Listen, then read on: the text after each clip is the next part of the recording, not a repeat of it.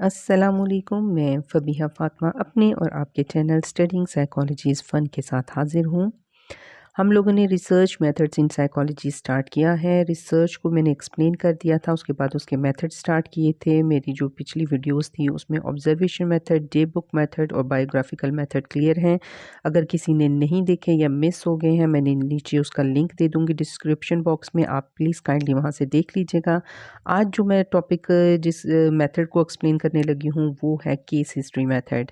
Case history method जो है सबसे पुराना यानी कि कदीम तरीन तरीक़ों में से एक है और ये सबसे इम्पॉर्टेंट है क्योंकि इसमें जो हम इंफॉर्मेशन कलेक्ट करते हैं वो इन डेप्थ इन्वेस्टिगेशन आपको हासिल होती हैं। और ये केस हिस्ट्री मेथड का जो सबसे इम्पॉर्टेंट पार्ट है वो है ऑब्जर्वेशन, यानी कि ऑब्जर्वेशन के ज़रिए से भी इसमें मालूमात इकट्ठी की जाती हैं। केस हिस्ट्री किसी ग्रुप पे भी अप्लाई हो सकती है, इंडिविजुअल पर, सिचुएशन पर अप्लाई की जा सकती है। ये एक डिटेल इन्वेस्टिगेशन होती है जिसमें फ्यूचर से पास्ट की तरफ या इंतहा से इब्तदा की तरफ बढ़ते हुए फ़र्द की जो मुतल्लिक मालूमात इकट्ठी की जाती हैं।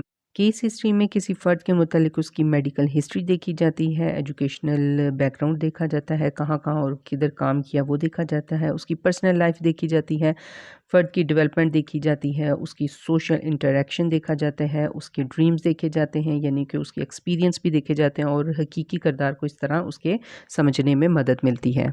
केस स्टडी के लिए जो इंफॉर्मेशन ली जाती है वो साइकोलॉजिकल टेस्ट अप्लाई किए जाते हैं, इंटरव्यूज़ लिए जाते हैं और उसकी जो डायरीज़ वगैरह से हेल्प ली जाती है ताकि डायग्नोस करने और ट्रीटमेंट करने में हेल्प मिल सके। सिगमंड फ्राइड ने केस स्टडी पे बहुत सा काम किया है। मोस्टली उसके पास जो पेशेंट आते थे उसके ऊपर वो केस हिज स्टडी ही अप्लाई करता था। फॉर फिनियस गेज नाम का एक अमेरिकन था जो रेल रोड कंस्ट्रक्शन फोरमैन था और इसका एक बहुत सीवियर एक्सीडेंट हुआ था। ये बहुत नाइस और ऑनेस्ट मैन था।